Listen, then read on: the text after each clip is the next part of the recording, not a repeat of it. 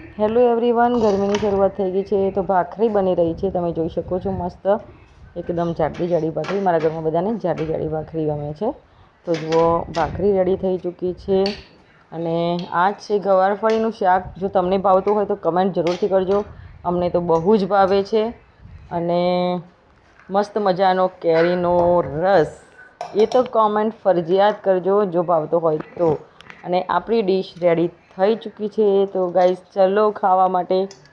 અને હું બધાને કહું છું કે આ રીતના પર્સનલ વ્લોગ બનાવશો તો ખરેખર બહુ મજા આવશે. બધાના ઘરની રેસીપી જોવા મળશે અને યુટ્યુબ મિત્રો પણ શું કરી રહ્યા છે, શું ખાઈ રહ્યા છે તે પણ જાણવા મળશે. અને હવે તો ભાઈ બીજી ફેમિલી નહીં, યુટ્યુબ ફેમિલીમાં જ મસ્ત મજા છે. કેમ કે કંટાળો આવી ગયો હોય તો યુટ્યુબ ચાલુ કરીને બેસી જવાનું અને નવા નવા વ્લોગ જોતું રહેવાનું.